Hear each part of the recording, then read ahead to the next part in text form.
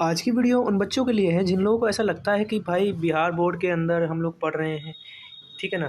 तो तुम लोग जो भी बिहार बोर्ड के बच्चे हैं, पहली बात तो ये वीडियो उन्हीं के लिए स्पेशली बनाई गई है, ठीक है ना। तो देखो, तुम लोगों को पता है मॉडल पेपर आ चुका है। और अगर मान लो कोई नए बच्चे देख रहे हैं तो उन लोगों के लिए भाई ये वीडियो काफ़ी ज़्यादा काम की होने वाली है। तुम लोगों ने टाइटल पढ़ लिया वीडियो में, नहीं पढ़ा तो मैं समझाता हूँ ये वीडियो किस बारे में है। क्या इंग्लिश ग्रामर और हिंदी ग्रामर पढ़ना ज़रूरी है? ये वीडियो पहले मैं डिस्क्लेमर दे देता हूँ, उन बच्चों के लिए है जिन बच्चों के पास समय कम बचा है।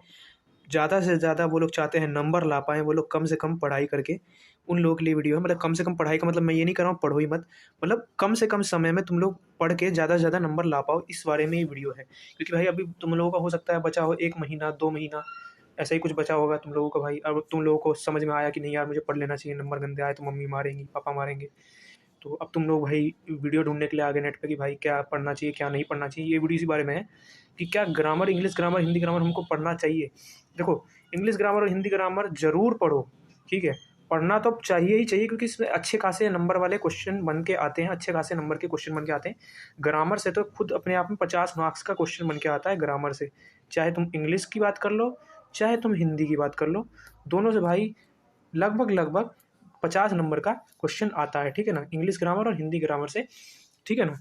तो 50-50 नंबर का जब इंग्लिश ग्रामर और हिंदी ग्रामर से नंबर आता है तो फिर तो सर बात ही खत्म हो गई। आपने ये वीडियो बनाया क्यों?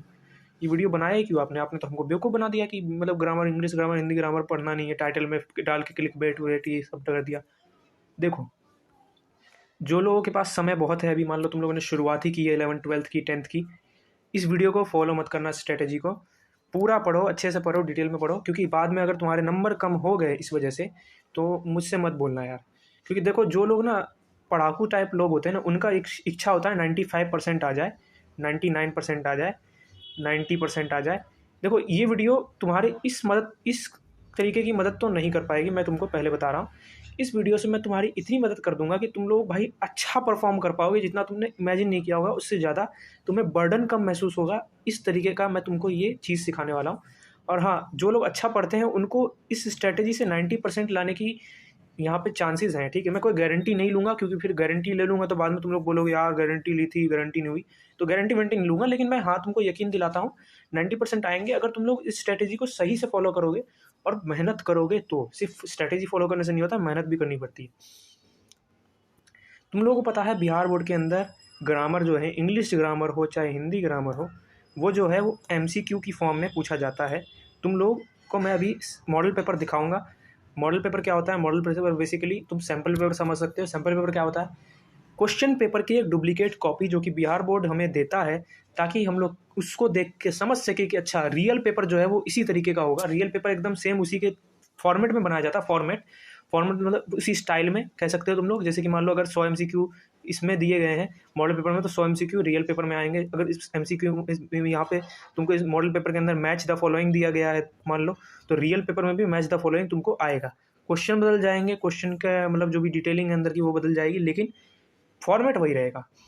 अगर मान लो इसके अंदर तुम्हारे दो दो खंड हैं, ठीक है, 2 खंड या 3 खंड है, तो रियल पेपर में भी 2 खंड 3 खंड होंगे, ठीक है ना। इस तरीके से बात कर रहा हूँ मैं। तो ये होता है मॉडल पेपर। तो यहाँ पे हम बेसिकली मॉडल पेपर में तुमको दिखाऊंगा ताकि तुम लोग इसमें समझ में आ जाए कि रियल पेपर में किस तरीके से चीज़ें होती हैं, ठीक है। तो 100 MCQ पूछे जाते हैं। तुम लोगों को ये बात पता होगी, जो लोग बिहार बोर्ड से पढ़ रहे हैं या फिर जो लोगों ने एडमिशन भी लिया है नया और जिनका एग्जाम पास आने वाला है, तुमने इतनी रिसर्च तो कर ही ली होगी कि तुम लोगों को पैटर्न पता होगा। 100 MCQ पूछे जाते हैं इंग्लिश में और हिंदी में, ठीक है ना, जिसमें से हम लोगों को 50 MCQ करने होते हैं, ठीक है। और लगभग 50 मार्क्स का ग्रामर आता है, ठीक है ना, बिहार बोर्ड के सिलेबस में, ठीक है। तुम लोग अगर देखोगे तो तुमको पता चलेगा। अब देखो, रियलिटी ये है कि ये जो 100 MCQ होते हैं ना, इस 100 MCQ को 2 भागों में बांटा जाता है, चाहे इंग्लिश हो चाहे हिंदी हो। 50 MCQ होते हैं हिंदी ग्रामर के, इंग्लिश ग्रामर के, और 50 MCQ होते हैं नॉर्मल हिंदी या इंग्लिश लिटरेचर के, ठीक है। अब हमको करने होते हैं 100 में से कोई भी 50, कोई भी 50, चाहे कोई भी हो, चाहे ग्रामर के हो चाहे हिंदी मतलब हिंदी के हो। इसमें हमें कोई वो नहीं दिया गया कि नहीं भाई 25 इंग्लिश के होने ही चाहिए, 25 ग्रामर के होने ही चाहिए। ऐसा कुछ भी नहीं है, कोई सभी कर सकते हो। चाहे 50 ग्रामर के बना लो, चाहे 50 हिंदी के बना लो। और इस चीज़ को सुन के तुमको समझ में आ गया होगा मैं क्या बताने वाला हूँ तुम लोगों को। ग्रामर नहीं पढ़ना चाहते हो मत पढ़ो, लेकिन ग्रामर नहीं पढ़ने का मतलब ये है कि तुमको हिंदी बहुत ही अच्छे से पढ़ना होगा, इंग्लिश बहुत ही अच्छे से पढ़ना होगा, और हिंदी के एमसीक्यू में मैं तुमको बता देता हूँ, बहुत ज़्यादा बुरा फंसोगे। अगर ग्रामर पढ़ने की इच्छा नहीं है तुमको, हिंदी के एमसीक्यू में 25 मार्क्स से भी ज़्यादा का तुम लोगों को आ जाता है राइटर के बारे में। 25 के करीब मार्क्स का, 25 से ज़्यादा मार्क्स का भी राइटर के बारे में पूछा जाता है। राइटर के बारे में बढ़िया से पढ़ना पड़ेगा। 29 के करीब चैप्टर है, 29 चैप्टर ही हैं, करीब नहीं है, 29 चैप्टर है। और उसके राइटर होंगे 29 अलग अलग लोग। इन 29 अलग अलग लोगों के बारे में तुमको डिटेलिंग पढ़नी होगी, ठीक है। सेम टू सेम इंग्लिश में भी होता है। इंग्लिश में लगभग 21 चैप्टर है, और उसमें भी भाई तुमको 21 लोग होंगे अलग अलग। उन सभी 21 लोगों का तुमको क्या करना होगा, उन सभी 21 लोगों के बारे में पढ़ना होगा, उनकी रचना के बारे में, उन्होंने कौन कौन सी किताबें लिखी, उनको कौन कौन से अवार्ड मिले, कब पैदा हुए, कब मरे, कौन माता पिता, सबके नाम, उनके जन्म स्थान, ये सारी चीज़ें कुल मिला के अगर इंग्लिश हिंदी को मिला दो तो 50 लोगों के तुमको 50 चैप्टर, क्योंकि इसीलिए 50 लोगों के तुम लोगों को क्या करना होगा, जन्म से रिलेटेड या राइटर 50 राइटर्स के बारे में तुम लोगों को पढ़ना होगा। अगर तुम लोग इतना पढ़ सकते हो, मतलब 50 राइटर्स के बारे में तुम लोगों के अंदर कैपेसिटी 50 राइटर के बारे में पढ़ने की, ठीक है, उसके बाद तुम लोग हिंदी के चैप्टर अच्छे से पढ़ सकते हो, तो तुम लोग ग्रामर ना करो, चलेगा तुम्हारा हिंदी में, ठीक है। लेकिन अगर तुम ऐसा नहीं कर सकते हो तो फिर हिंदी ग्रामर पढ़ लेना, वरना नंबर नहीं आएंगे, नंबर कट जाएंगे। मेरे पे नाम तुम मत लगाना। रुको, मैंने वीडियो एडिटिंग की थी, इसको मैं हटा देता हूँ यहाँ से। मेरे पे नाम मत लगाना कि आपकी वजह से नंबर नहीं आए, आपने बोला था मत पढ़ो। मैंने कभी नहीं बोला मत पढ़ो, मैंने सिर्फ इतना बोला इस वीडियो के अंदर कि अगर तुम लोग इतने काबिल समझते हो खुद को कि भाई मैं हिंदी के जितने भी राइटर्स हैं सबके बारे में पढ़ लूँगा, इंग्लिश के जितने भी राइटर्स हैं उनके बारे में पढ़ लूँगा, ठीक है, अच्छे से पढ़ लूँगा, ठीक है ना। अगर तुम लोगों को जानना है राइटर के रिलेटेड किस तरीके के सवाल पूछे जाते हैं, प्रीवियस ईयर क्वेश्चंस कर लेना, मॉडल पेपर देख लेना। अभी मैं तुमको, मेरे सामने मॉडल पेपर खुला हुआ है, मैं तुमको अभी दिखाऊंगा भी, ठीक है, 2-4 क्वेश्चन दिखा दूंगा किस तरीके के पूछे जाते हैं राइटर से रिलेटेड सवाल, ठीक है ना। तो राइटर के बारे में अगर अच्छे से पढ़ पाओगे और कहानी को भी अच्छे से समझ लोगे, मतलब हिंदी की सारी कहानी, सारी पोएम, सब कुछ अच्छे से पढ़ लोगे, तो ग्रामर पढ़ने की ज़रूरत नहीं है। तब मैं बता रहा हूँ, क्योंकि यहाँ पे भाई बात है 50-50 की, मतलब 50 एग्जैक्ट 50 हिंदी के क्वेश्चन है, एग्जैक्ट 50 ग्रामर के, ठीक है। तुम ये कह सकते हो यहाँ पे अराउंड 25 क्वेश्चन 50 में से जो हिंदी लिटरेचर का सवाल आता है, मतलब ग्रामर का तो 50 आ ही रहा है, उसको भूल जाओ। 50 में से भी ये 25 क्वेश्चन जो होते हैं वो राइटर से ही रिलेटेड होते हैं। अब बाकी के जो 25 क्वेश्चन बचे हैं वो होते हैं स्टोरी के बीच में, कुछ कुछ पूछा जाता है स्टोरी के बीच से। और ये जो 50 क्वेश्चन है इसमें ग्रामर के अलग अलग टॉपिक शामिल हैं। कौन कौन से टॉपिक है अभी हम लोग देखेंगे, मतलब समास हो गया, उपसर्ग हो गया, प्रत्यय हो गया, संज्ञा हो गया, लिंग हो गया, काफ़ी सारे टॉपिक्स हैं, ठीक है ना। तो कुछ लोगों को, अगर जिन लोगों को ऐसा है कि भाई नहीं मैं हिंदी अच्छे से मैनेज कर लूँगा, ग्रामर नहीं पढ़ना, कोई दिक्कत की बात नहीं, लेकिन याद रखना अच्छे से का मतलब बहुत अच्छे से पढ़ना होगा, क्योंकि अगर एक भी क्वेश्चन गलत हो गया हिंदी का तो तुम्हारे 50 से सीधा 49 नंबर आ जाएंगे। लेकिन अगर तुमने ग्रामर पढ़ी होगी थोड़ी मोड़ी भी, टूटी फूटी भी, तो चांसेस है कि तुम लोग उसके कोई सवाल बना पाओगे, 1-2 सवाल बना लोगे, और इससे क्या होगा, ये 49 की जगह 50 हो जाएगा नंबर। किस वजह से, क्योंकि तुमने ग्रामर पढ़ी हुई थी।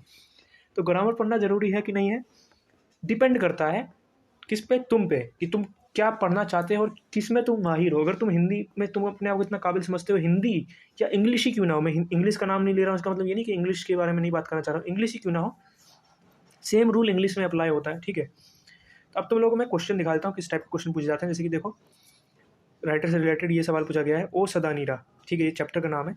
निबंध के रचनाकार कौन है, मतलब इसके राइटर कौन है, डायरेक्ट तुम लोग बता सकते हैं इस चैप्टर के राइटर कौन है। उसके बाद ये देखो, ये जूठन है, किन की रचना है, ये पूछ लिया, ठीक है। शिक्षा जो चैप्टर है वो किन की रचना है, इस तरीके से पूछ लिया, मतलब चैप्टर का नाम ले लिया, फिर उनके राइटर का नाम पूछ लिया, ठीक है, इस तरीके से। तो ये सारी चीज़ें तुमको पढ़नी होंगी। उसके अलावा और कैसे किस तरीके से सवाल पूछ लेगा, ये देखो, एक लाइन दे देगा किसी भी चैप्टर की, और उसके बाद बोल देगा किस लेखक ने ये मतलब लाइन लिखी हुई है। तो यहाँ पर तुमको बताना पड़ेगा। यहाँ पे फिर सवाल पूछ लिया, जैसे रस के बारे में पूछ लिया, ठीक है। इसी तरीके से यहाँ पे पूछ लिया कि हिंदी साहित्य का सूर्य किसे कहा जाता है, इस तरीके से। तो इस तरीके से काफ़ी सारे सवाल पूछे जा सकते हैं, ठीक है। तो ये सबका जवाब तुमको देना होगा। इसके बाद देखो, ईयर के बारे में पूछ लेता है कि किसको ये प्रकाशन वर्ष बताओ, उनको ये कब मिला, ये प्राइज़ कब मिला, ये अवार्ड कब मिला, ये सारी चीज़ें, काफ़ी सारी चीज़ें पूछी जाती हैं। ये सब मैनेज कर सकते हो तो बेशक तुम लोग शौक से ना पढ़ो हिंदी ग्रामर, चलेगा। लेकिन मैं तुमको बता रहा हूँ भाई कि ये बहुत मुश्किल होगा कि कोई भी मतलब हिंदी में इतना अच्छा हो कोई कि उसको ग्रामर की ज़रूरत पड़े। तो मैं तुमको रिकमेंड करूँगा, ग्रामर बेसिक पढ़ लो, पढ़ो ज़रूर, कहीं ना कहीं काम ज़रूर आएगा, देख लेना। तुम्हारा कहीं ना कहीं ग्रामर मतलब नंबर कटने से बचाएगा। तुम्हारे जो नंबर कट रहे होंगे ना, वो नंबर कटने से, मतलब नंबर कटने का मतलब मैं ये नहीं कर रहा हूँ कि अगर तुम्हारे कोई गलत हो रहा है क्वेश्चन, और अगर मान लो तुमने एक्स्ट्रा क्वेश्चन कर दिया उसका नंबर मिलेंगे, नहीं नहीं नहीं नहीं। बचाने का मतलब ये है कि मान लो तुम्हें वो क्वेश्चन आ नहीं रहा है, अब उसमें तुक्का लगाने से अच्छा है कि जो तुम्हें हिंदी ग्रामर से क्वेश्चन आता है वो कर लो, नंबर तो मिल जाएंगे। अब सेम कहानी इंग्लिश की है, देख लो। हालांकि इंग्लिश में देखो हिंदी के मुकाबले कम राइटर के बारे में पूछा जाता है, ठीक है ना, तो ये तुम्हारे लिए एक अपर हैंड हो सकता है। लेकिन हम लोग यहाँ पे राइटर के बारे में बात नहीं कर रहे हैं, हम लोग यहाँ पे बात करें ग्रामर की। ग्रामर देख सकते हो कितने सारे ग्रामर के तुमको क्वेश्चन दिख रहे हैं। ग्रामर नहीं करना चाहते हो तो देखो यहाँ पे तुम लोगों को मैं दिखा देता हूँ। 50वां क्वेश्चन यहाँ पे देखो। 50वें के बाद क्या है यहाँ पे देखो, ग्रामर में ना इंग्लिश के अंदर थोड़ा सा तुम्हारे हिसाब किताब थोड़ा सा अलग सा है। कैसे? ग्रामर के अंदर 60 क्वेश्चन है, इंग्लिश के अंदर 60 क्वेश्चन है, देख सकते हो 60, देख रहे हो ना, 60 क्वेश्चन है इंग्लिश के अंदर। यहाँ पे अब यहाँ पे देखो 61 से शुरू हुआ है, question from 61 to 100 is prescribe text, मतलब यहाँ से शुरू होता है चैप्टर के क्वेश्चन। तो भाई देखो इंग्लिश में तो और ज़्यादा खतरनाक कर दिया, इंग्लिश में तो 60 क्वेश्चन दे दिए। तो इंग्लिश में तो ग्रामर देख सकते हैं इतना ज़्यादा ज़रूरी हो रहा है। तो मतलब अगर मान लो तुम लोग को 50 क्वेश्चन करने होंगे, लेकिन फिर भी तुम लोग भाई क्या कर पाओगे, 40, तुमको मान लो तुमको इंग्लिश बहुत अच्छे से भी आती होगी ना, तब भी कहीं ना कहीं तुमको 10 क्वेश्चन जरूर करने पड़ेंगे ग्रामर के। तो इंग्लिश भाई ग्रामर पढ़नी पड़ेगी। अब ये कर सकते हो तुम लोग कि भाई बेसिक ग्रामर पढ़ लो, ज़्यादा डिटेलिंग में मत जाओ ग्रामर के, और भाई इंग्लिश को बहुत अच्छे से पढ़ लो, बहुत अच्छे से, ताकि इंग्लिश का एक भी सवाल तुमसे ऐसा ना हो कि ना बने। उम्मीद है इस वीडियो से तुमको कुछ ना कुछ मदद मिली होगी। बात है, अगर कुछ लोगों के मन में ये डाउट आ रहा है कि सब्जेक्टिव में पूछा तो नहीं जाता ग्रामर का क्वेश्चन, तो तुम लोग खुद देख सकते हो। ग्रामर का क्वेश्चन का मतलब ये है कि भाई देखो ग्रामर का मतलब ये देखो, ये जो है ना, मतलब चलो छोड़ो यार, कलम वलम नहीं यूज़ करना, मतलब ये जो ऐसे है, ये जो लेटर है, ये सब देखो ग्रामर का ही पार्ट माना जाता है। तो अगर तुम लोग इसको भी ग्रामर में इंक्लूड कर रहे हो और बोल रहे हो कि अब नहीं पढ़ेंगे ग्रामर, तो फिर तो भूल जाओ भाई, ग्रामर तो पढ़नी पड़ेगी, थोड़ी मोटी तो पढ़नी पड़ेगी। हाँ ये है कि तुम लोग समास, संज्ञा, प्रत्यय, उपसर्ग, कारक, इन सब चीज़ों से अगर तुम लोग मान लो ये सब चीज़ें पढ़ना पसंद नहीं है, या ये सब चीज़ें समझ में नहीं आती तुमको, और समय कम बचा है, तो तुम लोग ये इग्नोर कर सकते हो इसकी जगह पे। लेकिन तुमको हिंदी बहुत ज़्यादा अच्छे से करनी होगी, बहुत ज़्यादा का मतलब है बहुत ज़्यादा अच्छे से, समझ रहे हो, ताकि एक भी नंबर तुम्हारे कटने ना पाए। और हाँ, जिन लोगों को है कि भाई 100 में से 100 नंबर नहीं चाहिए, बस 90 मिल जाए, 80 मिल जाए, वो लोग वही कर सकते हैं, उन लोगों को कोई दिक्कत की बात नहीं, क्योंकि अगर 1-2 नंबर कट भी जाएंगे तो तुम लोगों को उतनी तो दिक्कत होगी नहीं। वैसे देखो ऑब्जेक्टिव जो क्वेश्चन है ना, वही है भाई चारा नंबर कमाने का, क्योंकि देखो सब्जेक्टिव में ना टीचर के मूड पर डिपेंड करता है, क्योंकि ऑब्जेक्टिव में क्या है, जो सही ऑप्शन है उस पर तुम टिक लगा दोगे, टीचर को सही करना पड़ेगा। अब सब्जेक्टिव में क्या है भाई, टीचर कुछ भी बोल देगा, यार तुम्हारी लैंग्वेज ख़राब है, तुमने सही से नहीं लिखा, तुमने ये मिस्टेक कर दी, यहाँ पे ग्रामर मिस्टेक, ये वो करके कुछ भी बहाना बना सकता है ना टीचर। तो टीचर के ऊपर भाई उतना भी ज़्यादा भरोसा नहीं कर सकते हम लोग, ठीक है। तो मूड पे भी डिपेंड करता है। देखो तुम्हें बहुत सारे लोगों ने बोला होगा कि मूड पे डिपेंड करता है नंबर, करता है भाई, गलत नहीं बोलते हैं लोग, ठीक है ना, करता है डिपेंड। और मूड अच्छा होगा तो तुम्हारी छोटी मोटी मिस्टेक को टीचर माफ़ भी कर सकता है, उसी का दिक्कत नहीं, इग्नोर भी कर देगा। तो यही सारी चीज़ें, ठीक है। फिर मुझे उम्मीद है कि तुम लोगों को इस वीडियो से काफ़ी ज़्यादा चीज़ें समझ में आई होंगी, मदद मिली होगी। तो मिलते हैं नेक्स्ट वीडियो में, टिल देन गुड बाय।